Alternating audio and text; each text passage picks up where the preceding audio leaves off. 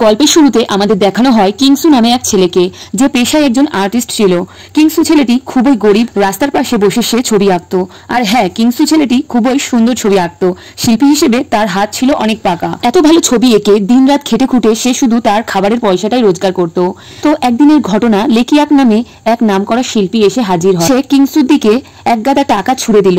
আসলে এই লেকিয়াক শিল্পী হিসাবে বেশ নামডাক ছিল, কিন্তু তার আঁকা ছবিগুলো অতটাও ভালো ছিল না। তাই সে চালাকি করে সে কিংসুর কাছ থেকে ছবি আঁকিয়ে নিত এবং তার বদলে কিংসুকে কিছু টাকা দিত। লেকিয়াক মনে মনে ঠিক জানতো তার নাম ডাকের আসল কারণ লেকিয়াকের আঁকা ছবিগুলো। কিংসু তখন তার যা কিছু ছিল, মানে রং তুলি, ক্যানভাস, সব গুছিয়ে নিয়ে নিজের ছোট্ট একটি ফ্ল্যাটের দিকে হাঁটা দিল। যাবার সময় দেখলো আরো চিত্রশিল্পী রাস্তার সামনে বসে ছবি আঁকছে।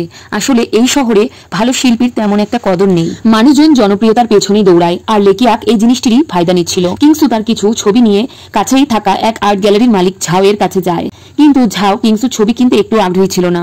তার সাফ কথা, কিংসুর ছবিগুলো নাকি ফালতু। আর সে এটাও বলল তার আর্ট গ্যালারিতে শুধু লেকিয়াকেরই ছবি রাখা হয়, লেকিয়াক নাকি দুর্দান্ত ছবি আঁকে। মজার ব্যাপার হলো, ঝাও জানতো না লেকিয়াকের নামে যে ছবিগুলো বিক্রি হচ্ছিল সেগুলো আসলে কিংসুরই আঁকা। লেকিয়াক শুধু সেই ছবিগুলো বিক্রি করে নিজে টাকা কামাচ্ছিল। বেচারা কিংসু সত্যি বলার সাহসও ছিল না, কারণ সে ছবি এঁকে যে কটা টাকা পেত সেটাই তার সম্বল ছিল। যদি সে নিজের নামে ছবি বিক্রি করতে যেত তাহলে হয়তো কেউ তার